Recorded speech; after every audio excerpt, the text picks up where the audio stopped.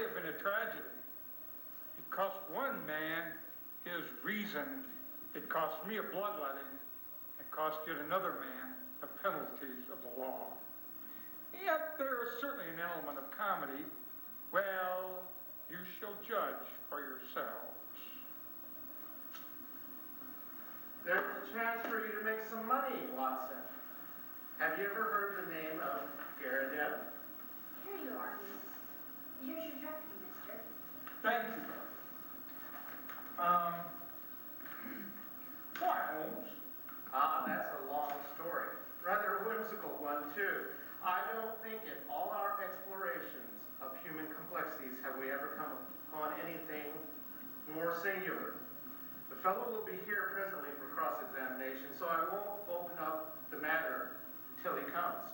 But meanwhile, take a look in the directory. Here you are, Holmes. Here it is. Garrideb. 136 Little Rider Street, W. Sorry to disappoint you, my dear Watson, but this is the man himself. That is the address upon his letter. We want another to match here. I want to see you, sir. Thank you, Miss Wilson. Why, here it is. This is a different initial. John Garrideb, Counselor of Law, Moorville, Kansas, USA. I'm afraid you must make yet. This gentleman is also in on the plot already, though I certainly did not expect to see him until this morning. However, he is in a position to tell us a good deal upon which I want to know.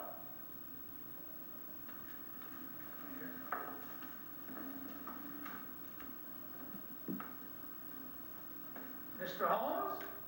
Ah, yes. Ah, your pictures are not unlike you, sir, if I may say so. I believe you have had a letter from my namesake, Ms. Natalie Garrideb, have you not? Pray sit down. Thank you. We have some things to discuss. You are, of course, Mr. John Garrideb, mentioned in this document, but surely you've been in England for some time. Why do you say that, Mr. Holmes? Your whole outfit is English. I've read of your tricks, Mr. Holmes, but I never thought I would be subject to them. Where do you read that? The shoulder cut of your coat, toes of your boots. Could anyone doubt it? Well, well. I had no idea I was so obviously Britisher. But business brought me over here some time ago, and so, as you say, my outfit is nearly all London. However, I guess your time is of value, and we did not meet to talk about the cut of my socks. What about getting down to the paper you hold in your hand? Patience, patience, Mr. Garrideb. Dr. Watson would tell you that these little digressions of mine sometimes prove in the end to have some bearing on the matter.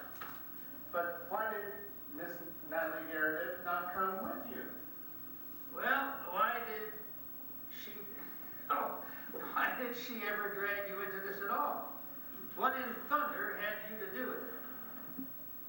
Here was a bit of professional business between two gentlemen, and one of them must needs call in a detective. I saw him this morning, and he told me this fool trick he had played me, and that's why I'm here. But I feel bad about it, and all the same. There is no reflection upon you, Mr. Garrideb. It was simply deal upon her part to gain your end, an end which is, I understand, equally valid for both of you. She knew that I had means of getting information, and therefore it was very natural that she should apply for me. Well, that puts it different. When I went to see him this morning, and he told me he had sent for a detective, I just asked for your address and came right away. I don't want police butting into a private matter. But if you are content, just help us find the man, and there can be no more harm in that. Well, that is just how it stands. And now, sir, since you are here, we had best have a clear account from your own lips. My friend here knows nothing of the details. Me, no? We usually work together. Well, there's no reason it should be kept a secret. I'll give you the facts as short as I can make them. If you came from Kansas, I would not need to explain to you who Alexander Hamilton Garrideb was. He made his money in real estate and afterwards in the wheat pit at Chicago. But he spent it in buying up as much land as would make one of your counties. Lying along the Arkansas River west of Fort Dodge. It's grazing land and lumber land and arable land and mineralized land and just every sort of land that brings dollars to the man that owns it. He had no kith nor kin, or if he had, I never heard of it. But he took a kind of pride in the queerness of his name. That was what brought us together. I was in law at Topeka, and one day I had a visit from the old man, and he was tickled to death to meet another man with his own name. It was his pet fad, and he was dead set to find out if there were any other more Garridebs in the world. Find me another, said he. I told him I was a busy man and could not spend my life hiking around the world in search of Garridebs. Nonetheless, said he, that is just what you will do if things pan out as I planned them. I thought he was joking, but there was a powerful lot of meaning in the words, so I was soon to discover. For he died within a year of saying those words, and he left a will behind him, and it was the queerest will that was ever filed in the state of Kansas. His property was divided into 3 parts, and I was to have one on condition that I found 2 Garridebs who would share the remainder. It's $5 million per each if it's a cent. But we can't lay a finger on it until we all 3 stand in a row. It was so big a chance that I had just let my legal practice slide. And I set forth looking for Garridebs. There is not one in the United States. I went through it, sir, with a fine-toothed comb, and never a Garrideb could I catch. Then I tried the old country. Sure enough, there was a name in the London telephone directory. I went after him 2 days ago and explained the whole matter to him. But he's a lone man like myself, with some women relations, but no men. It says 3 adult men in the will. So, you see, we still have a vacancy. And if you can help to fill it, we will very ready to pay your charges. Boy, it's a long time. Well, Watson, I said it was rather whimsical, did I not?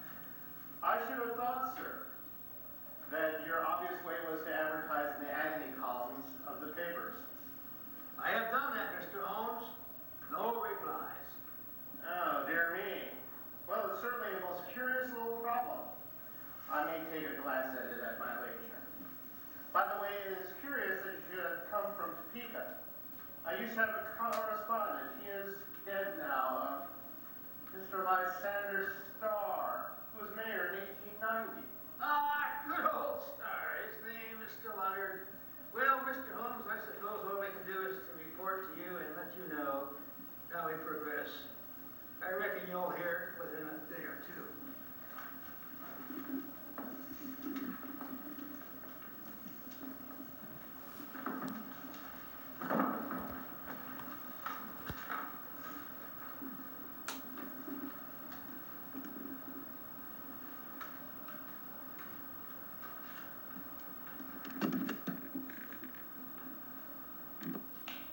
Syracusan of the best period. They degenerated greatly towards the end. At the best, I hold them supreme, though some prefer the Alexandrian school. You will find a chair here, Mr. Holmes. Pray allow me to clear these bones. And you, sir. Ah, yes, Dr. Watson. If you would have the goodness to put the Japanese vase to one side. Thank you. You see round me my little interests in life. My doctor lectures me about never going out, but why should I go out when I have so much here to interest me? I can assure you that the adequate cataloging of just one of these collections would take me a good 3 months. But do you tell me you never go out? Oh, now and again, I go down to Sotheby's or Christie's. Otherwise, I very seldom leave my room. I am not too strong, and my researches are very absorbing. But you can imagine, Mr. Holmes, what a shock, pleasant but terrific, it was for me when I heard of this unparalleled good fortune. It only needs one more Garrideb, just one more, to complete the matter, and surely we can find one. I had a brother, but he is dead, and the female relatives are disqualified. But there must surely be others in the world. I had heard that you handled strange cases, and that was why I sent for you. Of course, this American gentleman is quite right. I should have taken his advice first and acted for the best. I think you acted very wisely indeed. But are you really anxious to acquire a estate in America? Certainly not, sir. Nothing would induce me to leave my collection. But this gentleman has assured me that he will buy me out as soon as we have established our claim. $5 million was the sum named. There are a dozen specimens on the market at the present moment which fills gaps in my collection, which I'm unable to purchase for want of a few £100.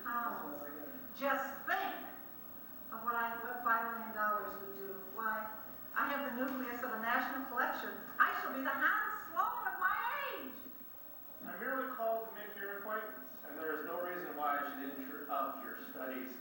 I prefer to establish personal touch with those whom I do business. There are a few questions I need to ask, for I have your very clear narrative in my pocket, and I filled up the blanks when this American gentleman called. I understand that up to this week you were unaware of his existence.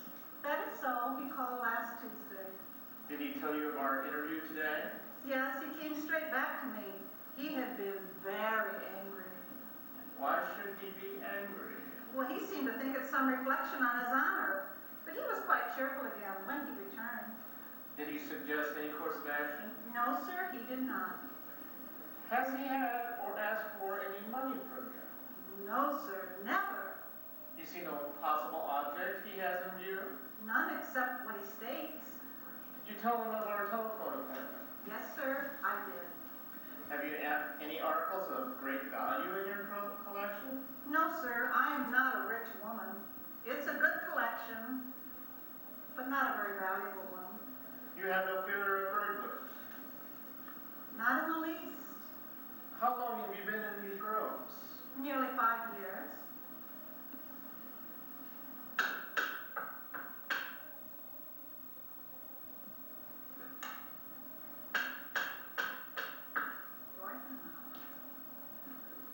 Someone knocking?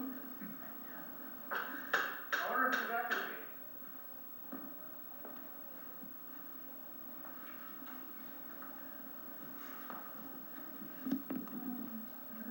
Here you are. I thought I should be in time to get you. Mr. Garrideb, my congratulations. You are a rich man, sir. Our business is happily finished and all is well. As to you, Mr. Holmes, we can only say we are sorry if we have given you any useless trouble. Just listen to this advertisement. Howard Garrideb, constructor of agricultural machinery. Binders, reapers, steam and hand plows, drills, harrows, farmers, carts, buckboards, and all other appliances. Estimates for artesian wells. Apply, Grosvenor Building, Aston. Glorious! That makes our third man.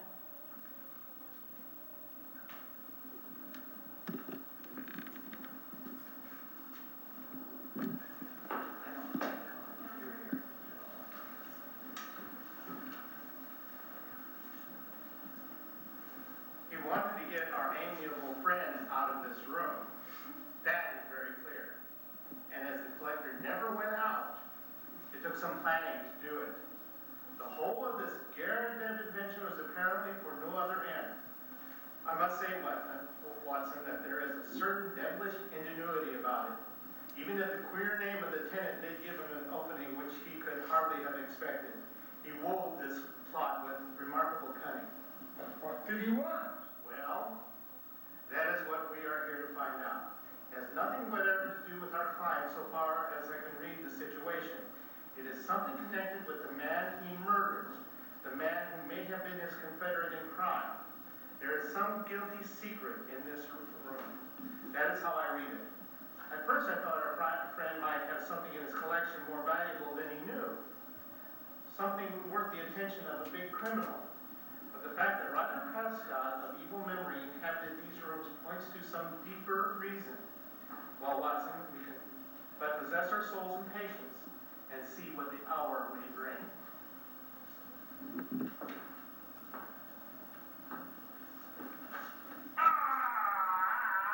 Got you. Well, I guess you've been one too many for me, Mr. Holmes. Saw through my game, I suppose you played me for a sucker from the first. Well, sir, I hand it to you, sir, but you have beat me in.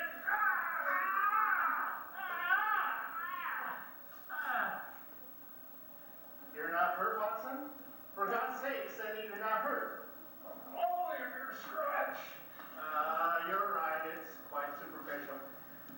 But the Lord is well with you. If you killed Watson, you have not got out of this room alive. Now, sir, what do you have to say for yourself? Oh, a printing press. Yes, I'm a cutter. A counterfeiter's outfit. Yes, sir, the greatest counterfeiter London ever saw. That's Prescott's machine, and those bundles on the table are 2,000 of Prescott's notes. Worth hundreds each and fit to pass anywhere. Help yourself, gentlemen, call it a deal and let me beat it. We don't do things like that, Mr. Evans. There is no bolt hole for you in this country. You shot this man, Prescott, did you not? Yes, sir, and got 5 years for it, though it was he who pulled on me. 5 years when I should have had a medal the size of a soup plate. No living man could tell a Prescott from a Bank of England, and I hadn't put him out, he would have flooded London with it. I was the only one in the world who knew where he made them. Can you wonder what I wanted to get to the place? And can you wonder that when I found this crazy boob of a bug hunter, with a queer name squatting right on top of it and never quitting this room, I had to do the best I could to ship him. Maybe I would have been wiser if I had put him away. It would have been easy enough. But I'm a soft-hearted guy. I can't begin shooting unless the other man has a gun. But say, Mr. Holmes, what have I done wrong anyhow? I've not used this plant. I've not hurt this old stiff. Where do you get me? Only attempted murder so far as I can see, but that's not our job. They take that at the next stage. What we wanted at present was just your sweet self. Please give the yard a call, Watson. It won't be entirely unexpected.